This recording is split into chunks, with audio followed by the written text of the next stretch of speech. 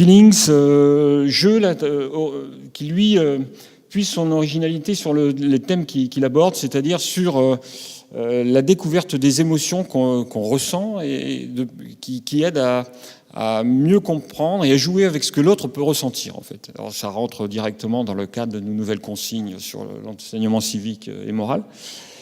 Et c'est un jeu qui a été réalisé par Jean-Louis Roubira, et Vincent Bidot aussi. Jean-Louis Roubira qui est de notre grande région Nouvelle-Aquitaine. Monsieur Roubira, bonjour. Bonjour. Vous êtes venu nous présenter le jeu Feelings. Jeu concept basé sur l'empathie, facilement utilisable en classe dans le cadre de l'enseignement moral et civique. Donc, en deux mots, Feelings, c'est un jeu qui est sorti l'année dernière, donc, qui a été créé par deux collègues dans un service de pédopsie d'abord. C'était au départ pour favoriser, pour stimuler, pour essayer de sensibiliser les adolescents aux émotions, à ce qu'ils ressentaient eux, et puis à ce que ressent l'autre aussi. Ici, ce qui nous intéresse, c'est plutôt l'utilisation au niveau de l'école primaire.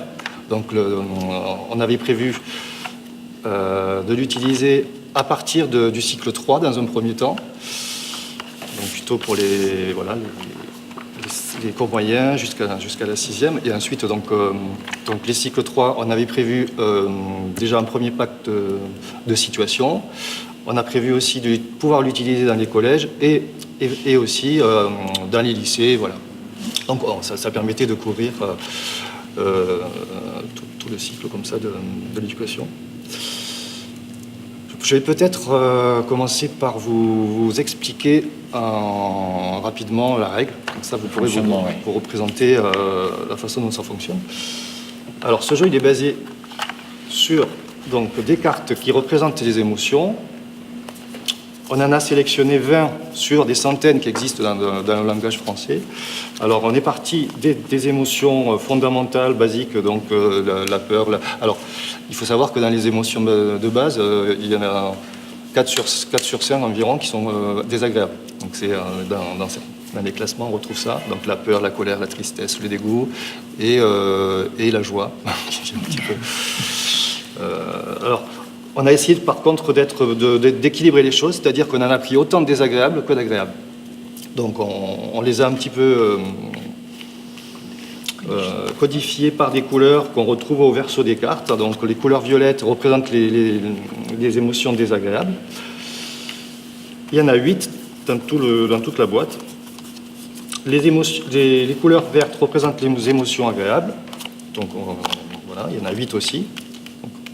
Et les couleurs bleues, en fait, c'est des émotions qui se situent entre les deux. Donc, nous, on a qualifié d'émotions plutôt neutres. Donc, il y en a 4 dans la boîte. Donc, pour chaque partie, donc, là, je vous explique la règle du jeu, on va dire standard. Après, évidemment, chaque enseignant peut être amené à l'utiliser de façon personnelle et adaptée à son groupe, soit dans le grand groupe, mais on en parlera tout à l'heure, soit en groupe le plus restreint. Donc, pour chaque partie, on va sélectionner soit au hasard en tirant au sort, soit en les choisissant. En choisissant, l'enseignant peut choisir ou alors choisir avec les élèves, proposer trois émotions désagréables, 3 agréables et 2 émotions neutres. Donc on peut laisser les autres de côté. Donc selon les âges des enfants, on peut déjà partir sur des émotions peut-être plus simples. Ce qui sera le cas pour les cycles 2, puisque aujourd'hui, depuis quelques mois, il existe un kit adapté pour le cycle 2. Ça, je vous l'expliquerai tout à l'heure. Alors, donc la base aussi du matériel, ce sont les cartes situation. Vous pouvez les faire tourner si vous voulez. Donc, quelques-unes là. Voilà. Alors, donc, si vous prenez le paquet de cartes plutôt adapté pour les cycles 3 et les cycles 2, ce sont des situations donc, qui vont parler des préoccupations de ces enfants, c'est-à-dire la famille, l'école, les copains, etc. Tu as préparé un exposé avec un ami, tu as fait tout le travail, mais vous avez tous les deux une bonne note. Donc voilà, des choses qui vont parler tout de suite aux enfants, donc ces situations, elles ont été réalisées donc, par mon collègue Vincent Bidot et moi-même, en essayant de faire en sorte qu'elles provoquent des réactions émotionnelles, mais pas dans un sens unique. On a essayé de faire pour chaque situation qu'il y ait pourrait dire, un panel comme ça de réponses émotionnelles assez variées, assez larges. On peut en avoir 2-3 autres pour se Oui. rendre compte. Alors, tu pars une semaine en séjour scolaire, donc voilà, on va aborder évidemment toutes les problématiques, la séparation avec les parents, la prise d'autonomie, la frustration. Ta maîtresse n'arrête pas de te citer un exemple. Voilà. Tes parents te demandent d'inviter à ton anniversaire l'enfant des voisins qui n'a pas d'amis. Donc voilà, on a essayé de proposer des thématiques qui vont vraiment toucher les enfants dans différents secteurs de la vie, que ce soit la vie familiale, la vie scolaire, la vie la vie sociale. Hein. Voilà, c'est ta pire ennemie te propose de faire la paix. Ouais. C'est vraiment Ouais, une c'est une situation situation où il y a de du voilà, cours, ouais. Alors, Les gens peuvent réagir donc, différemment. ouais, c'est ça. Donc quelqu'un que tu n'aimes pas dans ta classe se fait insulter par des élèves plus âgés. Alors c'est vrai que chaque fois, comme vous le voyez, si on avait dit ta meilleure amie se fait insulter, bon voilà, tout le monde va répondre je suis triste, je suis en colère, etc. Là, chaque fois on essaie de mettre une petite dose d'ambiguïté, on va dire, pour que ça provoque une réflexion chez l'enfant, un questionnement. Alors, comment ça se passe? Donc là, j'en viens un peu à la mécanique du jeu en soi. On dit qu'on a tiré cette carte-là, et donc un enfant tire et il choisit une des 3 situations. Donc déjà, il va choisir celle qui lui parle le mieux. Donc quelqu'un que tu n'aimes pas dans ta classe se fait insulter par des élèves plus âgés. Donc là, alors, j'ai oublié de préciser que chaque joueur, donc si on fait la partie standard, on peut jouer entre 3 et 8 joueurs. Donc déjà, ça fait des groupes d'élèves. Chaque joueur va avoir un petit paquet de cartes numérotées. Et ces numéros, ça correspond au numéro des émotions. Sur le bord du plateau, ça permet de désigner l'émotion qu'on va pouvoir choisir. Donc une fois que la situation est lue au groupe, chaque joueur, chaque élève, va se mettre justement en situation, en imaginant que c'est ce qu'il vit. Et il va essayer de regarder parmi les 8 émotions, celle qui va le mieux correspondre à ce qu'il ressentirait dans la situation qui a été exposée. Donc voilà, donc chacun fait la même chose, y compris celui qui a lu la situation. Donc ça veut dire que, par exemple, dans cette situation, un élève se fait insulter par les élèves plus âgés. Si je suis impressionné, par exemple, c'est la situation que j'ai choisie pour moi. C'est l'émotion numéro 8, je prends la carte 8, je désigne cette émotion et je la mets devant moi. Donc voilà, chacun fait la même chose. Donc, on a tous devant soi déjà le numéro de la carte émotion qu'on a choisi dans cette situation. Face cachée, c'est ça? Face cachée. D'accord.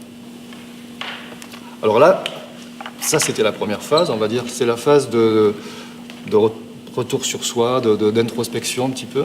Et maintenant, l'intérêt évidemment dans un groupe, c'est qu'on est dans des relations, donc on va vers l'autre. On va voir comment les choses se passent entre les gens, entre les personnes. Et on va tirer créer des équipes de 2 joueurs qui seront tirés au sort. Donc en fonction du nombre de joueurs, voilà, on prend des cartes comme ça qui vont par paire et on en distribue une à chaque joueur. Et évidemment, quand 2 joueurs ont une carte de même couleur, ils se retrouvent ensemble. Donc voilà, on crée des équipes de façon aléatoire et ces équipes seront à chaque tour de nouveau tirées au sort, ce qui veut dire que les enfants ne vont pas toujours choisir le meilleur copain ou la meilleure copine. Et alors, donc dans cette phase de jeu, dans chaque équipe, il s'agit évidemment de deviner ce que l'autre a ressenti, donc de deviner l'émotion de l'autre. D'accord. Même chose, on va regarder parmi les 8 émotions. Je pense que l'autre il est touché, je pense que mon partenaire est touché, je prends le numéro 4, voilà, et puis je vais le poser devant lui. Voilà, à côté de la carte qu'il a déjà posée. Alors évidemment, il y a une petite il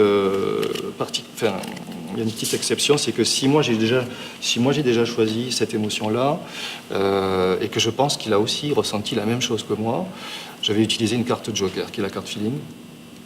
La carte feeling, c'est bien. Je pense que on a le feeling tous les deux, on ressent la même chose. Pour éviter d'avoir 2 numéros 1, 2 numéros 2, Voilà. 2 numéros 3. C'est ça. Ouais.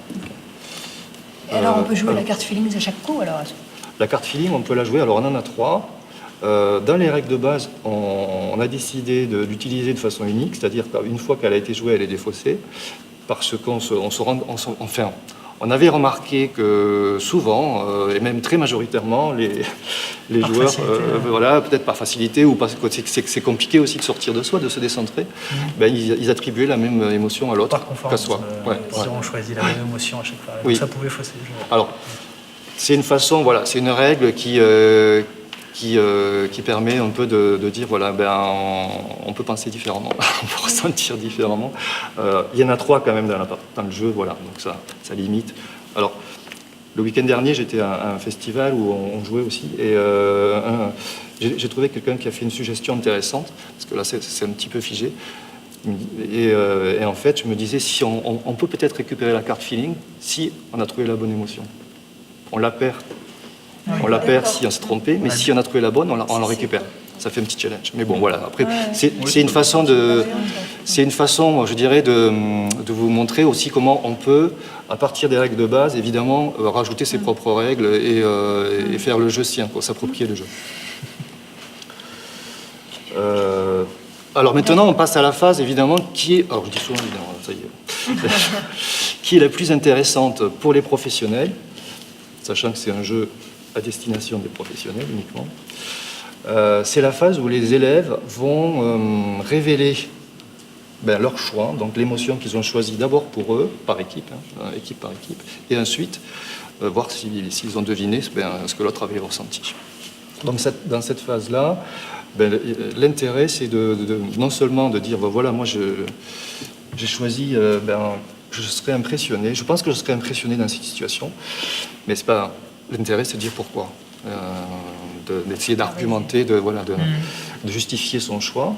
Donc voilà, parce que vraiment, j'ai eu peur parce qu'ils étaient plus âgés, et il s'est fait insulter, et j'ai cru qu'ils allaient le taper à un moment donné, et puis moi j'ai peur de la violence. Donc voilà. Après, chacun va verbaliser, va exprimer un petit peu ce qu'il ressent autour de son choix. C'est intéressant aussi parce que parfois les émotions ne correspondent pas exactement à ce qu'on aurait pu ressentir.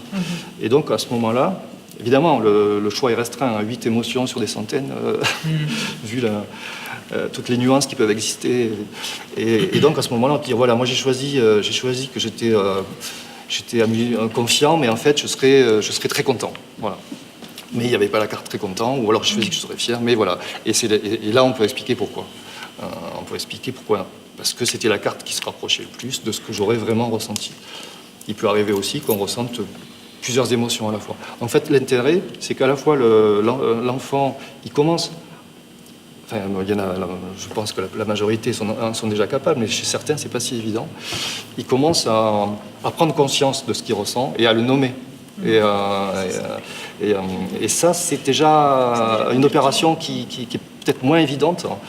C'est-à-dire d'en prendre conscience et de pouvoir le repérer, quoi, de mettre au mot sur ça. Partager, parce que... Et le partager après. C'est cette étape-là qui manque à pas mal d'enfants, c'est de... Et après de le dire aux autres, quoi, et de dire pourquoi. Et ça, et on se rend compte que ce ressort de jeu, il parle à tous les enfants. Moi, j'ai rarement rencontré des enfants qui soient rebutés par ça. Vous avez déjà joué avec des enfants qui ne se connaissent pas du tout? Oui, tout à fait. Donc, alors, c'est intéressant. Alors, on a fait pendant un an, on a présenté le jeu dans des collèges, de façon comme ça, un peu bénévole, mais pour faire des projets, par exemple, soit dans une classe, où là, c'était vraiment une classe de 4e qui a recréé le jeu de A à Z, c'est-à-dire qui a recréé toutes les émotions, donc en choisissant les émotions d'eux-mêmes, à partir de discussions, à partir de choses comme ça, qui ont recréé toutes les situations aussi. Donc c'était sur 10 séances, ça s'est passé, donc sur un trimestre. Et nous, on y allait toutes les semaines pour animer. Donc ça, c'était une première façon de travailler. Et dans un autre collège, c'était plutôt le club feeling entre midi et 2, comme le club théâtre ou autre. Et là dans ce cadre-là, des élèves ne se connaissaient pas, puisqu'il y en a qui venaient de 6e, d'autres de 3e. Et la question s'est posée justement concrètement, puisque deux élèves se sont retrouvés dans la même équipe et elles ne se connaissant pas. L'une des deux a demandé à l'autre, nous a demandé, mais comment je vais faire pour savoir ce qu'elle ressent, quoi. Enfin, normal, ouais. Je la connais pas. Et et comme par hasard, une fois qu'on a révélé les choses, l'autre élève avait deviné l'émotion de cette élève, de cette jeune fille. Et donc elle lui a dit mais comment t'as fait quoi? Et Oui. puis l'autre lui a répondu mais je t'ai regardé. Et voilà. C'est un petit peu l'exemple pour dire alors on va pas donner de signes, on va pas non plus parler pour mettre l'autre sur la voie, on va pas faire de mime. En fait, on va essentiellement se baser sur le ressenti de la présence de l'autre. Voilà, c'est-à-dire Même sur le langage corporel. sur le langage corporel, tout ce qui est non-verbal. Quand vous rencontrez quelqu'un à une soirée ou dans la rue, tout de suite, il y a des choses qui passent ou qui passent Bien pas. sûr. Et on se base aussi sur ça, finalement. Et au final, est-ce que le fait de deviner l'émotion de l'autre, c'est si important que ça? C'est une mécanique de jeu, parce que pour donner un Alors, objectif, mais au final, est-ce que, même ce si qui est on le ne plus dit jamais, l'important alors, peut être ailleurs? c'est le ressort qui fait que les élèves accrochent, on va Oui, dire, c'est et ça. puis pas que les élèves, les adultes aussi. Mais ce qui est quand même le plus important, alors évidemment, il y en a qui vont compter les points, mais dans le cas où je vous ai cité, il ne comptait pas les points. À part un élève qui était le bouc émissaire de la classe, lui, il comptait tout le temps les points. Et lui, il retenait un petit peu tout ce qui se posait, et il marquait quasiment à chaque fois. Donc il était tout le temps premier, et il s'est passé quelque chose d'intéressant au niveau groupal, c'est qu'à la fin des 10 séances, bon, ça a pris quand même un trimestre, il était plus bouc émissaire parce qu'il avait un peu la réputation d'être celui qui connaissait les autres, quoi, qui devinait justement. Mais c'est pas là l'essentiel. Enfin, dans ce cas-là, pour lui, c'était important parce que Oui. narcissiquement, c'était valorisant. Mais l'essentiel, c'est dans le partage, quoi, dans le fait que on va voir ce que les autres ressentent. Est-ce que c'est la même chose? Est-ce qu'on partage vraiment le même point de vue? Ou est-ce que c'est complètement différent? Et c'est la plupart du temps différent. Et là, on se rend compte que finalement, par le fait que l'autre explique pourquoi, on se dit, mais tiens, c'est vrai, ça, j'y avais pas pensé. On élargit son point de vue et sa façon de penser, de ressentir. Donc c'est un jeu qui est aussi... Bon, ça, on l'a découvert, je dirais, au fur et à mesure des expériences. Au départ, c'était le but, mais c'est quand même un jeu qui permet de prendre en compte voilà, le point de vue de l'autre et de l'accepter sans forcément le juger. Parce qu'il y a eu des fois où des élèves pouvaient avoir une réaction vraiment de surprise par rapport à l'émotion choisie par quelqu'un. Mais chaque fois, quand l'autre explique, il y a quelque chose qui... Ça nuance. Ouais. Il travaille sur les mots aussi, je pense, sur le langage qui est très intéressant, là, du coup. De Oui. mettre en mots pour que Oui, l'autre c'est ça. comprenne C'est ce ça, qu'on ouais. ressent. Et là, il y a une acceptation. Et finalement, oui, ça lui appartient, c'est son émotion. Bon, voilà, on n'est pas pareil, mais c'est tout à fait ça acceptable, en fait. Est-ce que d'emblée, comme ça, il vous vient des idées d'adaptation là? On est pour un groupe de combien d'élèves Alors, sur combien d'enfants? là, dans cette règle-là, on est sur 8 maximum. Voilà. Alors, Vous en avez parlé tout à l'heure, il y a des adaptations en grand groupe. Alors, Oui. Ce qui est intéressant en classe de primaire, et on l'a vu même déjà dans les collèges, en 4e, quand on leur demandait est-ce que vous savez ce que c'est que les émotions? Bon, évidemment, il fallait leur dire, bon, toi, c'est quoi? Qu'est-ce que tu aimes faire dans la vie? Du cheval. Alors, on te propose un stage d'une semaine. Qu'est-ce que tu ressens? Je suis content. Donc, voilà. Introduction aux émotions. Évidemment, ce qui est intéressant dans les classes de primaire, c'est d'abord de faire tout un travail préparatoire, de vocabulaire, d'explorer tout le champ sémantique, et à travers différents médias, que ce soit la littérature, la poésie, la musique ou le cinéma, tout ce qui nous entoure, quoi, les thématiques d'actualité. Dans tous ces temps-là, on peut déjà commencer à travailler, alors, soit émotion par émotion, on va se dire, cette semaine, on va travailler sur la joie, cette semaine sur la colère, cette semaine sur la tristesse, etc. Et ensuite, on pourra aborder le jeu proprement dit. Une fois que déjà il y aura eu cette sensibilisation préalable. Pour les cycles 2, donc, qui sont plus petits, on a déjà un peu limité le nombre d'émotions. On s'est limité à 8-10 émotions, peut-être des émotions de plus de base dont je parlais tout à l'heure, donc la peur, la tristesse, la colère, la joie, l'étonnement, étonnement, surprise, le dégoût. La fierté, voilà, donc des émotions assez accessibles par les enfants, la honte. Ce qui est intéressant aussi dans la préparation, dans le travail de préparation, moi je ne le verrai pas uniquement verbal, mais je le verrai aussi par le corps, parce que les émotions, c'est quand même leur particularité, c'est que c'est de passer par le corps, la voix.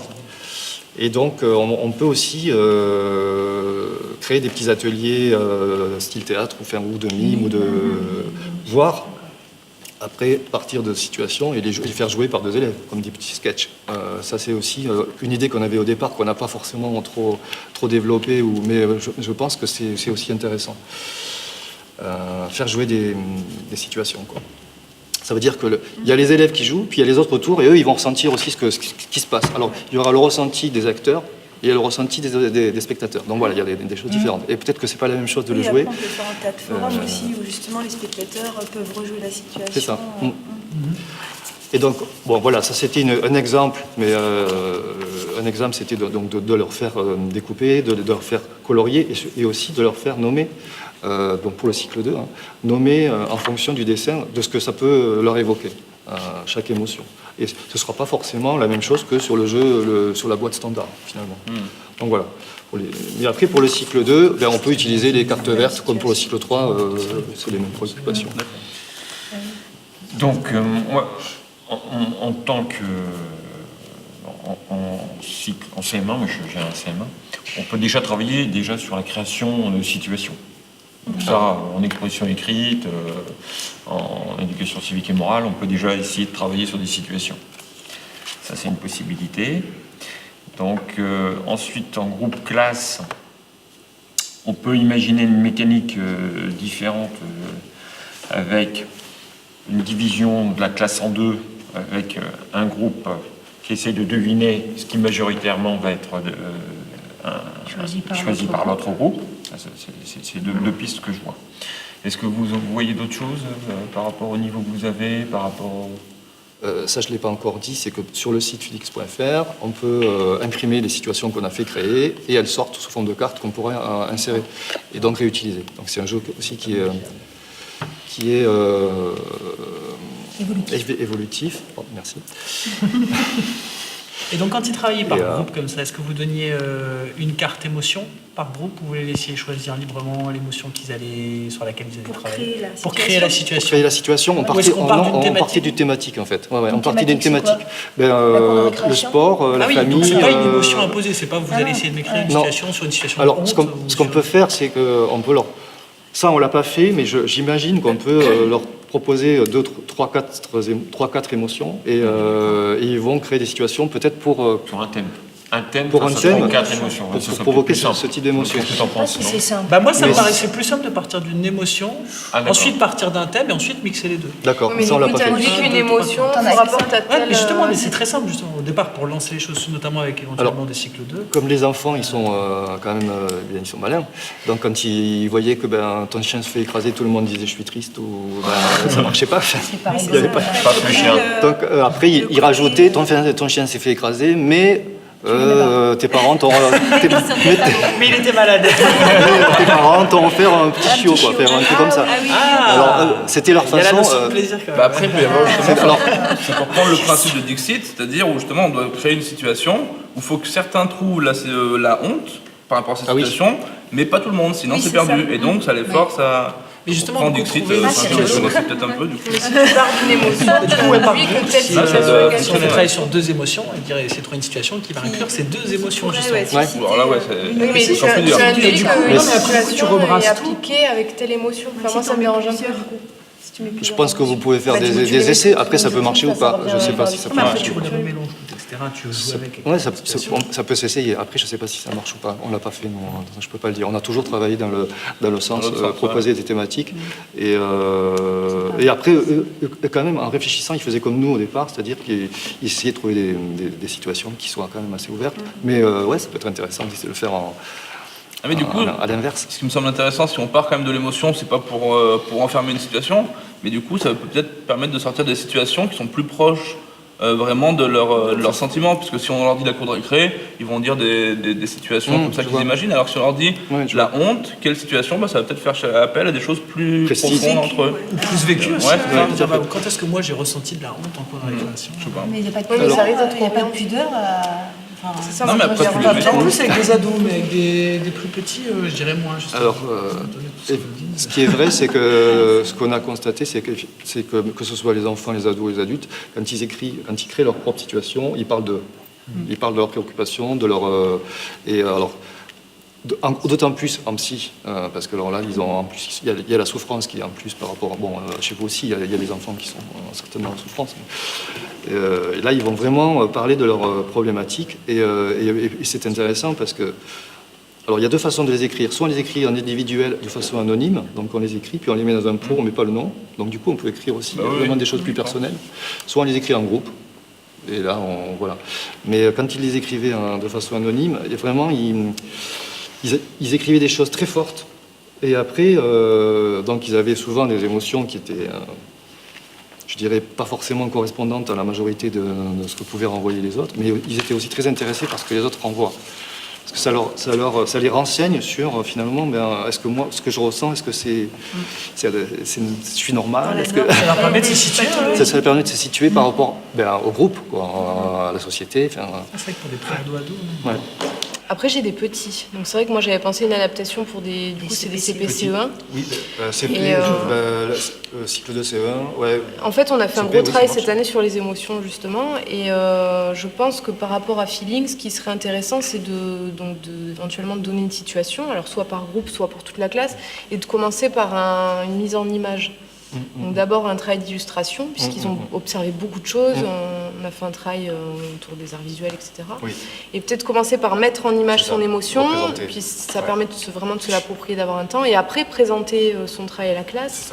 Et ça ferait partie du travail préparatoire, comme on disait tout ça. Voilà. Après, on sort de la mécanique du jeu Feelings. Bah oui, bien sûr. Mais c'est un support. Voilà. C'est un support. Puis après, il y a quand même un travail d'illustration qui est formidable sur ce jeu. Donc ce serait dommage, je pense, de pas partir sur le graphisme aussi. Oui, enfin, disons qu'on peut l'utiliser comme pour s'appuyer dessus. Après, mais aussi c'est un point de départ, en fait. Après, comme vous dites, pour les plus petits, je pense qu'il y a cette envie aussi de représenter, mais la notion de groupe, moi, dans les différentes utilisations que j'ai observées, celle qui m'a paru une des plus importantes, enfin des plus intéressantes, c'est cette notion de... On va construire en groupe. On voit vraiment quelque chose qui s'élabore groupalement au fil des séances. Notamment, donc, quand je parlais tout à l'heure de cet élève qui était le bouc émissaire, et il se passe des interrelations vraiment qui vont transformer le groupe en quelque chose d'une cohésion et d'un sentiment d'appartenir, d'appartenir en groupe et qui a une solidarité finalement. Alors après, ça ne veut pas dire que on est dans ce groupe et puis tous les autres, ils sont... Mais c'est un travail pour nous d'intersubjectivité, voilà, de construction du soi à travers la relation à l'autre. Est-ce que ce jeu a été pratiqué sans adultes? Ça veut dire, les enfants, est-ce qu'après un cycle 3, par exemple, ils sont capables de jouer sans qu'il y ait un... Il a été pratiqué... Alors, notre éthique en tant que concepteur, et puis c'était qu'il y ait de toute façon un adulte dans la pièce, au moins. On ne laisse pas les enfants ou les adolescents jouer seuls, sans adulte dans la pièce. Après, il y avait plusieurs groupes, donc on pouvait tourner d'un groupe à l'autre. Ils pouvaient être en autonomie, et puis voilà. On n'était pas obligé de rester sur la table avec eux. Au départ, quand ils sont en train d'apprendre à jouer pour les premières fois, on était quand même présent, ou l'enseignant ou la personne adulte était présent. Il y a la possibilité de jouer aussi avec, ou pas, ça c'est au choix. Nous, on aimait, alors dans notre cadre de soins, on préfère jouer parce que justement, l'adulte va pas forcément jouer avec ses propres affects, mais il va essayer d'apporter un petit décalage par rapport à ce qu'il pense que les ados vont couramment, ou les enfants vont couramment choisir comme émotion. Lui, il va choisir une émotion un peu différente pour leur montrer qu'on peut aussi ressentir différemment et en argumentant. Voilà, donc il y a cette fonction-là de l'adulte, mais voilà, après, dans le système, à l'école, c'est au choix. Je ne pense pas que ce soit nécessaire de jouer avec des enfants. Une fois qu'ils maîtrisent les règles et qu'ils maîtrisent on n'est pas obligé de rester à la table, quoi. Si vous avez plusieurs groupes, ça peut tourner. Je précise, il n'est pas vendu en boutique. Il est uniquement, pour l'instant, il est vendu dans quelques boutiques, 5 ou 6 en France, c'est tout. Ce sont des gens qu'on a rencontrés, à qui on a présenté le projet, qui sont vraiment emballés par ce projet et qui le portent et qui le vendent auprès de professionnels. Oui, d'accord. Voilà. Alors après, les professionnels qui l'utilisent, souvent, le ramènent à la maison pour jouer en famille. Voilà. Et ça marche bien. Eh oui. Et du coup, pourquoi la volonté de ne pas le... Parce que par rapport à ce qu'on disait tout à l'heure, du fait qu'il y a quand même... Il y a des enjeux. Il y a des enjeux... enfin, on pense qu'il y a un cadre, quoi. Il est utilisé dans un cadre. Alors, il y a le cadre du soin, il y a le cadre de l'école éducatif, il y a le cadre d'association, tout ça. Et pour l'instant, ça nous paraissait un peu... Dangereux. Peut-être pas dangereux, mais en tout cas, on préférait que ça reste dans ce cadre-là. Après, on se dit pourquoi pas une adaptation plus grand public, mais voilà, pour l'instant, c'est pas encore... Et pourtant, je pense que ça peut être intéressant en famille, parce que les émotions en famille, même c'est le cadre familial, on n'en parle pas plus, voire peut-être moins qu'ailleurs des fois. Donc, quand on le fait tourner sur des salons, quand je le suis sur des festivals, les familles viennent jouer et ça se passe très bien, en fait. Ouais. Bon, après, moi, je suis là, voilà... Je dirais que ça dépend après des adultes qui sont dans les familles. C'est ça. Bah oui. C'est des familles Parce avec un qu'ils enseignant. sont déjà au clair avec eux-mêmes leurs émotions. Oui, puis du coup, tu peux manipuler. Parce qu'eux-mêmes savent mettre les bons mots sur leurs émotions en tant qu'adultes. Il y a des éléments Après, qui ne pas de bon. c'est pas- C'est vrai. Ça reste des gens. Bon, Regarde, nous, merci beaucoup. Merci en tout cas. puis bon courage pour la journée. Merci. Feelings.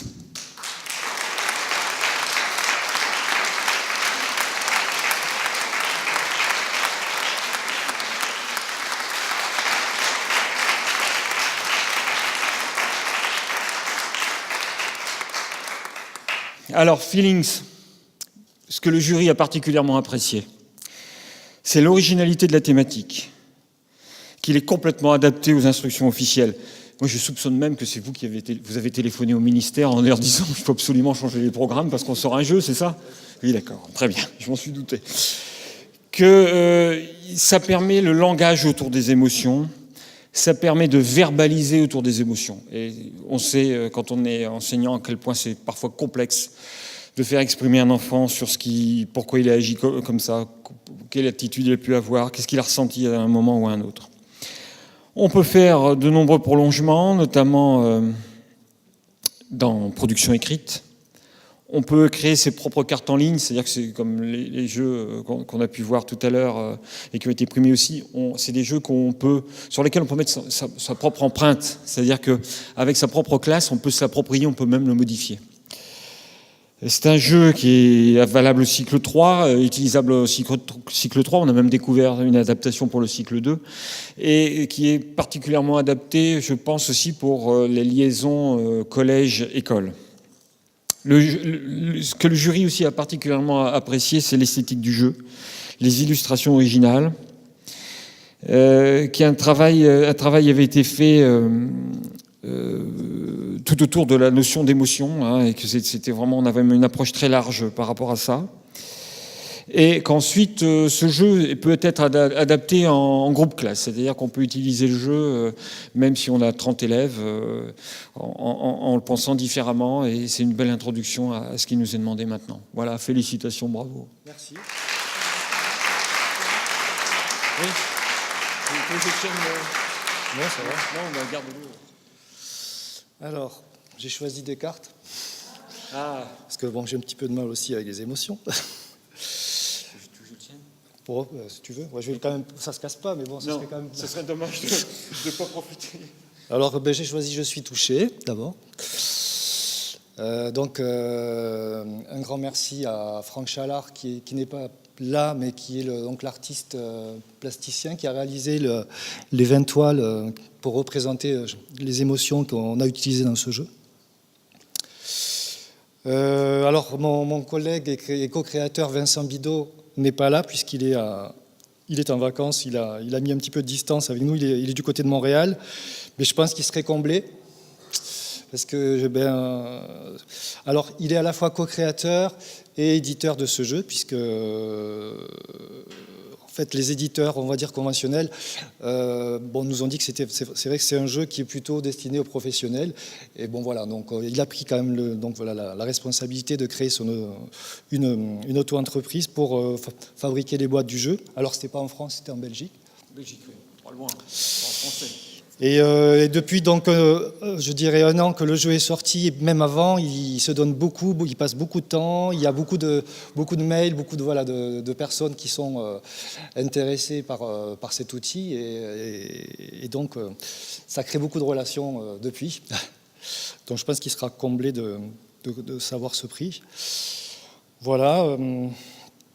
Le jeu est né de la rencontre entre Vincent et moi. On s'est rencontrés à l'hôpital puisqu'il est infirmier en psy et moi je suis pédopsychiatre. Mais finalement, ce sont des professionnels qui nous ont posé la question pourquoi finalement il n'existe pas de jeu dans notre service. Alors c'était un service où on accueille des adolescents qui sont en échec scolaire. Et pourquoi il n'existe pas des jeux pour aborder les émotions directement avec les adolescents. Et à partir de cette question-là, voilà. On a commencé à réfléchir ensemble. On était déjà en train de réfléchir à l'écriture d'un bouquin, donc on a laissé de côté le travail sur le bouquin, donc il est toujours en chantier. Mais on a commencé à faire des maquettes. Voilà, on s'est inspiré de jeux existants comme Gift Trap, un jeu où on essaie de deviner quels sont les cadeaux qui font plaisir aux autres, comme Dixit ou comme d'autres jeux. Voilà. Et puis, ce jeu, il a été utilisé ensuite par des associations pour lutter contre les discriminations, contre différentes formes de discrimination, notamment du côté de la mairie de Poitiers. Et puis après, à partir de là, on a aussi été interpellé par les collèges, les lycées et puis les écoles et d'autres champs. Ce qui veut dire que c'est un jeu finalement qu'on peut aussi adapter selon le cadre dans lequel on intervient. C'est aussi des particularités de cet outil. Ça veut dire que la personne qui va l'utiliser va se l'approprier et en fonction du public avec lequel elle travaille. Qu'est-ce que je peux dire d'autre? C'est bien, c'est super, et puis qu'on va l'utiliser surtout. En fait, je voulais aussi remercier d'abord les personnes qui sont à l'initiative de ce concours, de ce label EducaFlip depuis l'année dernière, donc Olivier qui est présent, et puis Étienne, oui. Et puis il y avait peut-être que notre nom, vous étiez tous les deux, donc voilà, merci.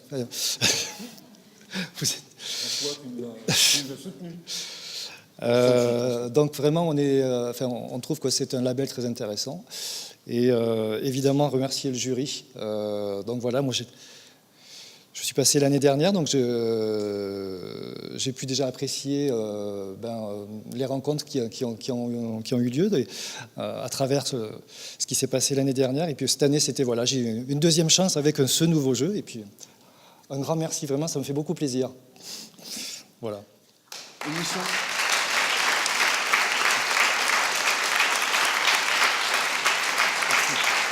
À bientôt.